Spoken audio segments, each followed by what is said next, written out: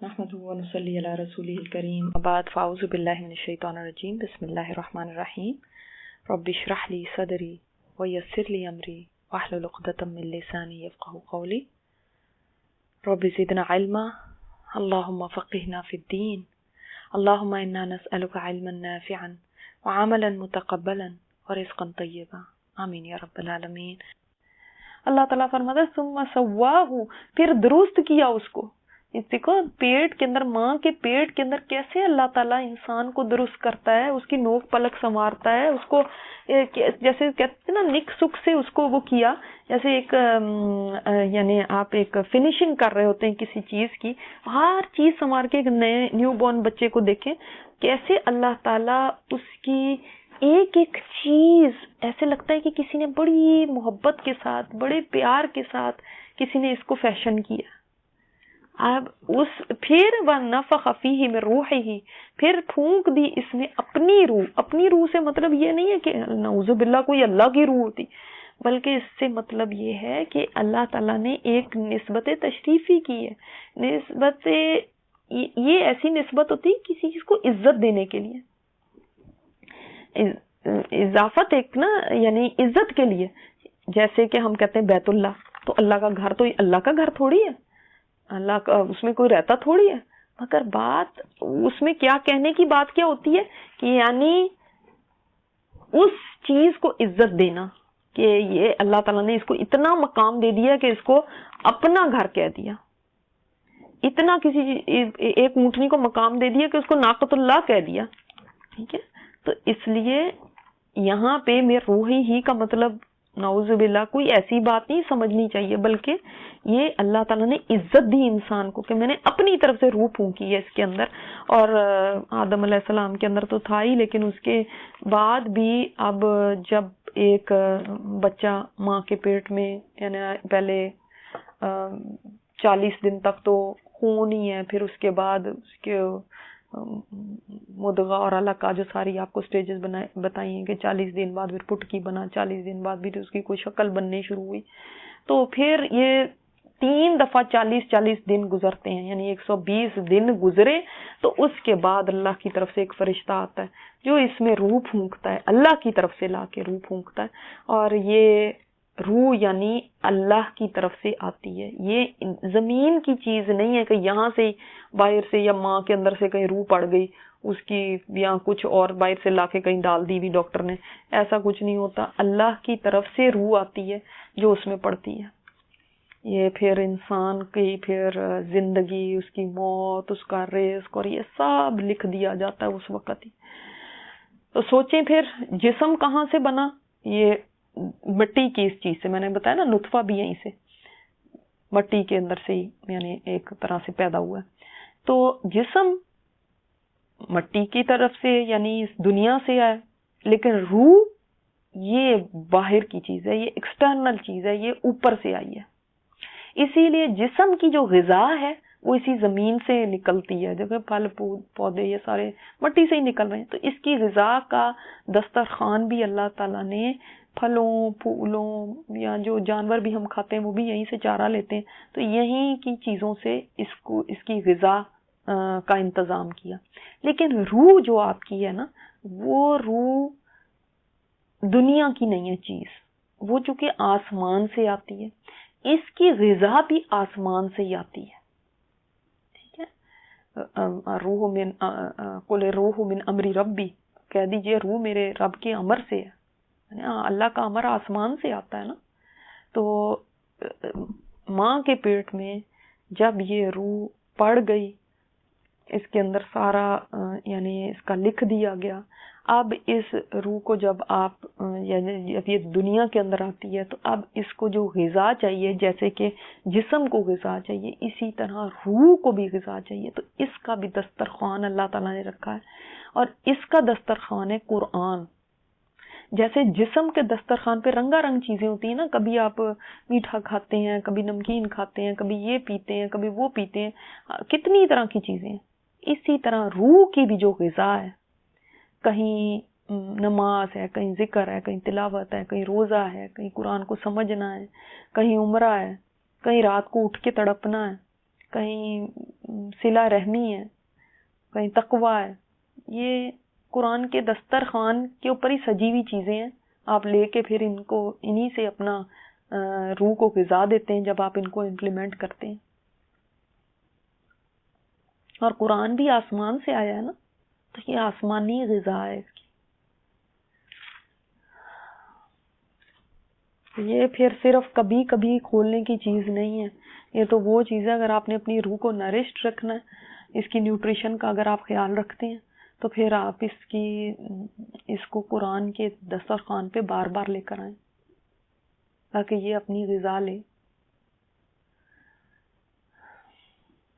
تو جب یہ روح آئی اندر تب انسان اس قابل ہوتا ہے کہ پھر وہ دیکھ سکے، سن سکے، سوچ سکے. یہ چلی گئی تو بس انسان ختم، بس وہ ایک مٹی کا پتلا ہی رہ جاتا ہے، پھر کچھ بھی نہیں ہے اس کے اندر. وَجَعَلَ لَكُمُ السَّمْعَ وَالْأَبْصَارَ وَالْأَفْئِدَةَ، اور ہم نے بنائے تمہارے لیے کان بھی اور آنکھیں بھی اور دل بھی. یہ سب ہم نے تمہارے لیے بنائے. کان، آنکھیں اور دل، یہ باقی بھی سارے اعضاء اللہ نے بنائے ہیں، پھر ان تین کو صرف مینشن کرنے کی کیا ضرورت ہے؟ اس لیے کہ جیسے ہم نے پہلے پڑھا نا، دل جو ہے نا وہ سب سے امپورٹنٹ آرگن ہے جسم کا. جیسے حضرت لقمان نے فرمایا کہ دل ٹھیک ہو جائے تو سارا جسم ٹھیک ہے، یہ دل خراب ہو جائے تو سارا جسم خراب ہے. تو اس کا کام کیا ہے؟ غور و فکر کرنا اللہ کی نشانیوں میں. لیکن یہ غور و فکر کیسے کرے گا؟ نہ تو یہ دیکھ سکتا ہے، نہ یہ سن سکتا ہے، نہ یہ خود ہی کچھ اور کر سکتا ہے. تو اب اس کو ضرورت ہوتی ہے آنکھ اور کان کی، جہاں یہ ڈورز ہیں جس کے ذریعے دل تک باتیں پہنچتی ہیں. تو انسان دیکھتا ہے اور سنتا ہے اور دل پھر غور و فکر کرتا ہے. اسی وجہ سے آپ دیکھتے ہیں قرآن کریم میں دل کے ساتھ ساتھ ان دو اعضاء کا ذکر ہے، آنکھ اور کان. اور مہر بھی انہی اعضاء پہ لگنے کی بات ہوتی ہے، دل، آنکھیں اور کان. اس لیے کہ یہ آنکھیں اور کان اگر یہ اپنا کام نہیں کریں گے، ایسے نہیں دیکھیں گے کہ یہ دل تک وہ بات پہنچائیں جو کہ آنکھ نے دیکھا تو بصیرت کی آنکھ سے دیکھا، کان نے سنا تو ایسے ہی نہیں سنا. اب آنکھیں تو کافروں کے بھی دیکھتی ہیں، اور وہ دیکھا اور اس کے بعد دل پہ کچھ بھی نہیں اثر. لیکن اللہ نے آنکھیں تو اس لیے دی کہ میری قدرتوں کو دیکھو. یہ نہیں کہ حرام چیزیں دیکھ رہے ہو اور باقی سب کچھ دیکھ رہے ہو، اللہ کی قدرت کی نشانیوں کو ہی نہیں دیکھتے، وہ دل تک پہنچ ہی نہیں رہی بات، پھر دل میں بھی نہیں عظمت پیدا ہو رہی اللہ کی. کان بھی اس لیے دی کہ اللہ کی باتیں سنو. یہ نہیں کہ بس میوزک سنتے رہو، اب اس سے پھر کیا ہوگا، کیا دل کے اوپر جائے گا. کرپٹ چیزیں آنکھوں اور کان سے اندر جائیں گی تو دل بھی کرپٹ ہو جائے گا. اچھی چیز جائے گی اور ایک احساس کے ساتھ جائے گی، ایک نظر بصیرت والی ہوتی ہیں، وہ اس طرح سے دیکھ کے پھر دل تک جائے گی تو دل کا ڈفرینٹ حال ہوگا. اسی لیے بعض لوگ کہتے ہیں نا کیا فرق پڑتا ہے، اس سے کیا فرق پڑتا ہے میں کیا دیکھوں، میں کیا واچ کر رہی ہوں یا میں کیا سن رہی ہوں. ہمیں نہیں کچھ فرق پڑتا، بہت فرق پڑتا ہے، کیونکہ ان آنکھوں اور کانوں سے دل پہ اثر پڑتا ہے، دل افیکٹ ہوتا ہے. دل میں کبھی گندے خیالات آنے لگتے ہیں، یا کبھی رحم دلی آنے لگتی ہے، یا دل کبھی نرم ہو جاتا ہے، یا دل سخت ہو جاتا ہے. یہ ساری دل کی حالتیں کس پہ ڈیپینڈ کرتی ہیں؟ آنکھوں اور کانوں سے جو کچھ اندر جا رہا ہے. تو دل جو ہے نا پھر اس کا اثر قبول کرتا ہے. یہ سمجھ لیں سارے یہ اعضاء کا لیڈر ہے. اسی لیے یہ اندھا ہو جائے تو سب کچھ ختم. بس آنکھیں اندھی نہیں ہوتی بلکہ دل اندھے ہو جاتے ہیں جو سینوں میں ہیں.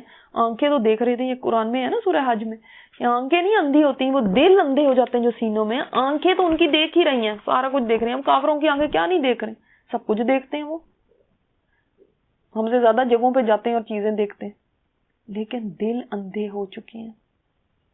اللہ تعالیٰ نے یہ اپنے احسانات یاد کرائے کہ دیکھو میں نے تو تمہیں اس لیے یہ سب کچھ دیا تھا، لیکن کہ تم ان سے دیکھتے، ان سے سنتے اور پھر دل پہ اثر ہوتا اور دل شکر گزار ہو جاتا، شکر میں بچ جاتا کہ اللہ تو نے اتنی نعمتیں دی، دل نکل کے تو نہیں نہ دیکھ سکتا. اب یہ چیزیں دیکھ رہی ہیں، سن رہی ہیں اور دل تک پہنچا رہی ہیں، اور دل میں شکر گزاری ہی آتی جا رہی ہے اور بھرتا جا رہا ہے شکر گزاری سے.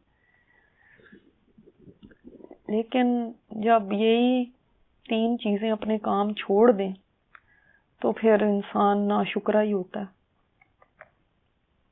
قلیلا ما تشکرون، بہت ہی کم ہے جو شکر ادا کرتے ہیں. دو مطلب ہے اس کے. بہت کم لوگ شکر ادا کرتے ہیں، یا پھر لوگ جو شکر بھی کرتے ہیں وہ بہت ہی تھوڑا کرتے ہیں، زیادہ شکر نہیں کرتے جتنا ان کو کرنا چاہیے، جتنی ان کے اندر شکر گزاری ہونی چاہیے ویسا نہیں ہے یہ۔ واقعی دنیا کے اندر شکر گزار لوگ کم ہوتے ہیں، نا شکری دنیا میں زیادہ ہے۔ آپ دیکھیں گے ہر جگہ جائیں گے وہاں پہ نا شکری کی باتیں ہیں۔ انسان اگر دیکھنے لگے تو دیکھیں اس کا وجود، اس کی آنکھوں میں چراغ، اس کے کانوں میں یہ فون، اس کی ناک، اس کی رواں رواں، اس کا دل کا دھڑکنا، اس کے جسم کے اندر خون کا جاری ہونا، اس کے پھیپڑوں کی فیکٹریاں، ہڈیوں کو غذا پہنچانا، آنکھوں کو غذا پہنچانا، بالوں کو، زبان کو بولنے کی طاقت دینا، دانتوں کو کاٹنے کی طاقت دینا، پھر 2 نالیاں سانس کی الگ ہے، معدے کی الگ، کتنا کچھ اللہ نے دیا ہے۔ یعنی آپ غور تو کرو، غور کرو گے تو شکر گزاری زیادہ ہے۔ انسان تو ناشکری کے اوپر تو آ ہی نہیں سکتا، چیزیں جو ملی ہوئی ہیں وہ زیادہ ہیں۔ اگر کسی کا پرابلم ہے تو کوئی ایک ہوگا، 2 ہوگا، چلو بھائی بہت ہوگا، کسی کے 10 پرابلم ہو جائیں گے، 20 پرابلم ہو جائیں گے، لیکن نعمتیں کتنی ہیں اس کے مقابلے میں؟ ان گنت، کاؤنٹ لیس ہیں۔ اور یہ میں نہیں کہہ رہی، اللہ تعالیٰ نے بتا دی، کاؤنٹ لیس نعمتیں، تم گن ہی نہیں سکتے۔ ان گنت نعمتوں کے مقابلے میں پرابلم آپ کے کتنے ہوں گے؟ گن کے بتائیں کتنے ہیں پرابلم۔ آپ دیکھیں گے آپ میرا خیال 10-12 سے بھی زیادہ آگے نہیں جا سکیں گے۔ لیکن اس ایک چیز کو ہم اپنے اوپر اتنا حاوی کر لیتے ہیں کہ جن ساری نعمتوں کی ہمیں شکر گزاری کرنی چاہیے وہ بھول ہی جاتے ہیں، ایک کے پیچھے سب بھول جاتے ہیں۔ اللہ اکبر۔ اسی لیے اللہ تعالیٰ گلا کرتے ہیں، قلیلم، بہت ہی کم ہے جو تم شکر گزاری کرتے ہو، بہت تھوڑے لوگ ہیں جو شکر گزار ہیں۔ اور میں نے آپ کو بتایا تھا شکر ادا کرنے کا طریقہ کیا ہے۔ شکر ادا کرنے کا یہ طریقہ کہ چرچے کیے جائیں اللہ نے جو نعمتیں دی ہیں، صرف منہ سے نہیں اپنے عمل سے بھی ذکر کریں اللہ کا، گناہوں سے بچیں، اور اللہ کی فرما برداری اس کا شکر ہی ہے۔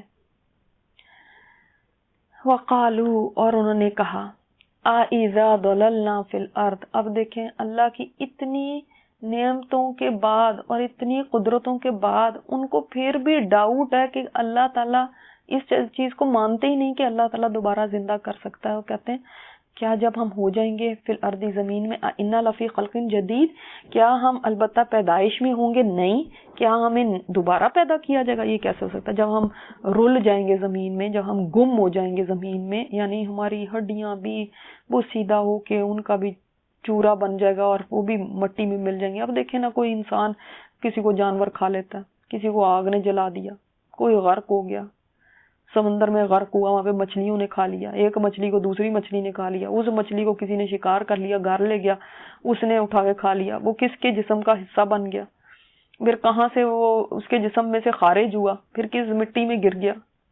دیکھیں نا آپ کس کے ذرے کدھر کدھر تک پہنچے ہیں، وہ ایک سارے کمبائنڈ تھوڑی ہیں۔ قبر میں بھی اگر کوئی گیا ایون تو ہڈیاں بھی مٹی ہو جاتی ہیں، پھر وہ مٹی بھی چورا چورا ہو کے، اب دیکھیں اب وہ مٹی کو کون سی ہوائیں اڑا کے لے کے جا رہی ہیں، کون سی مٹی کتنے ذرے پانی بہا کے لے گیا، کتنے ذرے اسی زمین میں رہ گئے، پھر وہ ہوا اڑ گئی، پھر وہ ہوا کہیں اور جا کے کسی اور چیز پہ گر گئی، وہ مٹی کے ذرے ہوا اڑا کے لے گئی تھی، وہ مٹی کہیں اور جا کے گر گئی۔ اب وہاں پہ کسی نے کوئی برتن بنا لیا، اس سے کسی نے اس مٹی سے گارا بنا لیا اور اپنے گھر کو تعمیر کر لیا، کسی نے اس مٹی سے کچھ اور چیز بنا لی جو کسی عمارت میں لگ گئی۔ کس کی ذرے کدھر کدھر۔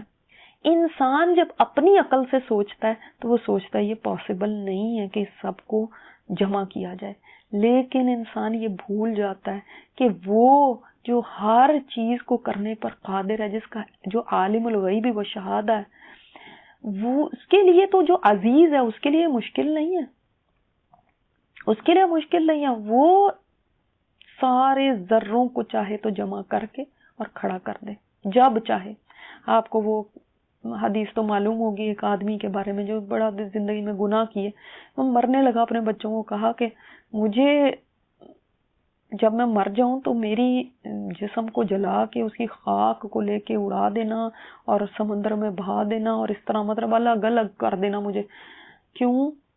اب یہ دیکھیں پھر اچھا ہوا کیا، پھر جب انہوں نے ایسا کر دیا اللہ تعالیٰ نے اس کو جمع کر کے اس کے سارے ذروں کو کن کہا اور سارا وہ کھڑا ہو گیا. اللہ کے کیوں تم نے ایسا کہا تھا؟ کہنے لگا اللہ تیرے سے ڈرتا تھا، تیرے سے خوف کی وجہ سے.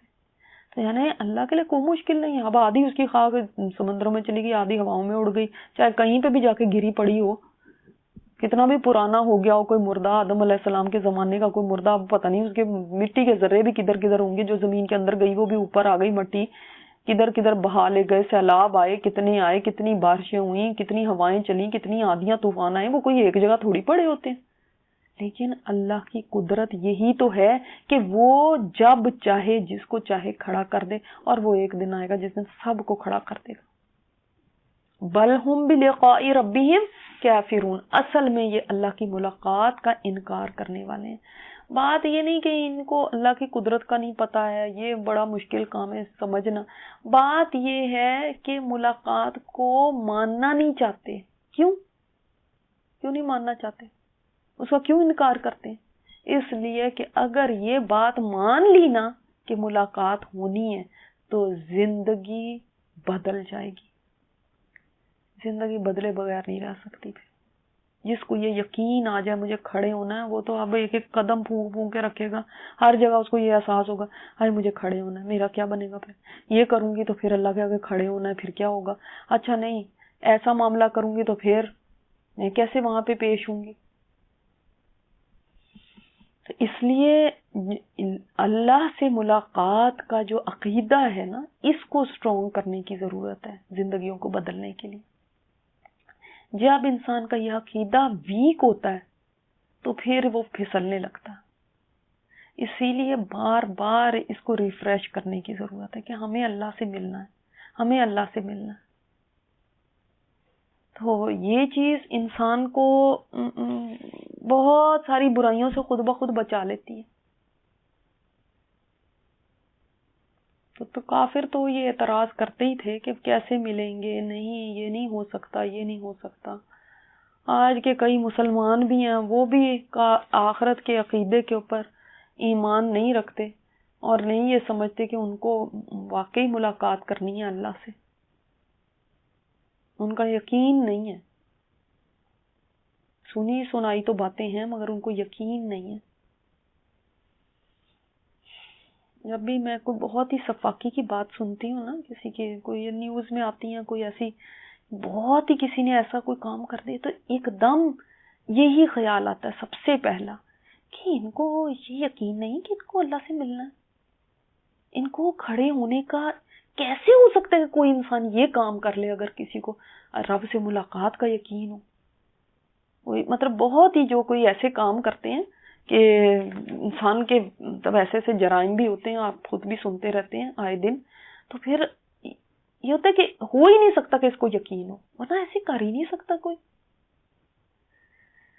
تو رب سے تو ملاقات ہونی ہی ہونی ہے، تم چاہو یا نہ چاہو، تم جانا چاہو یا پھر یہیں رہنا چاہو، اس سے فرق نہیں پڑتا کہ تم کیا چاہتے ہو. نہ تو آئے اپنی مرضی سے ہو تو نہ ہی جانا اپنی مرضی سے، اور نہ ہی وہاں پہ کھڑے ہونا تم نے اپنی مرضی سے. ورنہ تو کئی لوگ کہیں گے ہمیں مرے ہی رہنے دو، ہمیں قبروں سے کس نے اٹھا لیا، ہم مٹی ہی ہو جائیں.